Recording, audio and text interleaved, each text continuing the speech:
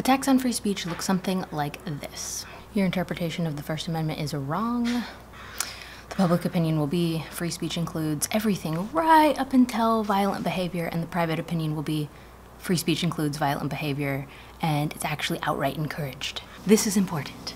This is important. Free speech is not just an American value. It's the mechanism by which we determine our values. It's how we separate good from bad, right from wrong, and most importantly, truth from falsehood. And this is exactly why self-proclaimed justice warriors hate it. Divide and conquer is their strategy. Look at their battle lines. Example, women versus men. Married women tend to vote more conservative. Single women tend to vote more liberal. So what do? They make the single mother a pillar of virtue, never to be criticized, never to be provoked, never to be questioned.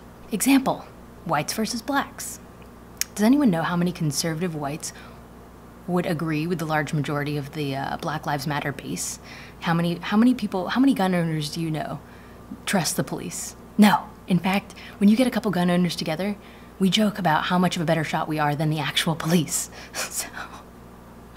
But the entire branding of Black Lives Matter is intended for it to exclude all other races. So it can't possibly unite whites and blacks. No, that's not allowed because you guys vote for separate entities, right? So it's it's always gotta be, let's divide the left and the right, divide the left and the right. How can we provoke the left into feeling more oppressed?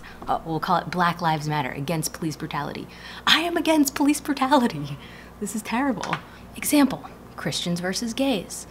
Now, I don't know if you've looked at the numbers, but it turns out blacks and Muslims are also really against gay marriage.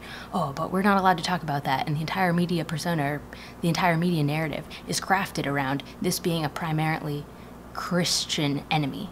Christians are the ones who hate gays. Christians are the ones who can't accept, gay marriage. No, most religious people don't accept this. Example, Muslims versus the Islamophobic. Now, we don't have a particularly convenient group to pit the Muslims against, so anyone who criticizes Islamic immigration or immigration from largely Islamic countries is just labeled an Islamophobe. It's like, actually, I'm not afraid of Muslims, I'm afraid of bombs. I'm afraid of terrorism. And I'm not really that afraid. I just, would prefer to avoid it. So if there's a policy that I can institute that would help me avoid said thing that is distasteful, also known as mass death, I will support said policy. Now, if that's the Scottish who are committing these acts of terror, I would support a Scottish terrorism ban. People exaggerate the differences between groups. They tell people that want to hear it that they're oppressed, and everything can be blamed on their oppressor. Now, you can absolutely look at the wage gap and say, women are oppressed. The wage gap exists for reasons. Women work less hours, women work different jobs, women choose to have families because, they have the milk bag sitting at home. That helps.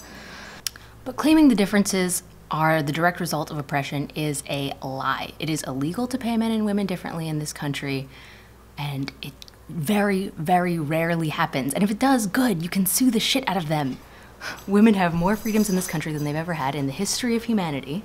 Differences in outcomes is a direct result of freedom. It is in direct opposition to equality, and this is why the left hates it. If you're free to choose, then you're free to choose differently. If you're free to choose differently, then you're going to get different outcomes. That's how freedom works, And it's good, it's a good thing. It means that you can compete. It means that you can win. It means that you can do better than the neighbors next door. It means that you can, it means that you have something to strive for. Social justice entraps people in a low-resolution ideology that tells people that, you're oppressed. Everything that's ever gone wrong in your life, you can blame on the oppressor. It preys on the weak, it makes them weaker, and it sells their sad souls off for votes. It makes people miserable, and that's why I hate it. That's why I hate it. It's that they claim, the media, social justice warriors, people who are speaking this kind of rhetoric of trying to help people. Maybe they truly believe that. A large majority of them surely do. But the fact is when you tell people they're oppressed and they really feel it to the core, they're angry. They're angry. It's like, forget the fact that women are more happy, or they self-report greater levels of happiness if they're married. Forget the fact that gays have a higher degree of sexually transmitted diseases, a higher usage of alcohol, higher drug usage, higher rates of homelessness. Forget the fact that if you tell blacks that the police are out to kill them, they resist arrest more and get killed more. Like, no, you're not allowed to say any of those things. And they are true. These are true things. Yeah, so the left is the political party that claims to love you and want to help you. We just disagree on what love actually means. It's important to remember that all of these social divisions are not the end goal of social justice, right? So no matter how many groups you can pit against each other to try and get the left to fight with the right, ultimately the goal is really between the rich and the poor. Social justice is just communism rebranded, very successfully, I might add, and that's why people who don't fit the narrative, their voices are suppressed. So what do I mean by that? Well, the average Democrat has no fucking clue about any of this, again, because they vote based mostly on their personality and their and political branding. But let me tell you, the media sure does, because it's the media's job to craft that narrative. It's the media's job to go out and to find the crying immigrant who's hurt by Trump's immigration policy. Do they go out and find the crying mother whose family was killed by immigrants? No. I mean, all of these things are true. People are sad when they're forcibly removed from this country, and rightfully so. It's a sad thing. But what voice gets the mic? What voice gets the mic? In the end, if the left gets their way, when after Trump is done being president, in another 8 years, they'll censor free speech to include protections for hate speech. Hate speech will be made illegal. The left will use it when they're in power. The right will use it and cheer when they're in power. Just like Obama made executive orders cool and Trump made them cooler, the left will institute another self-defeating law.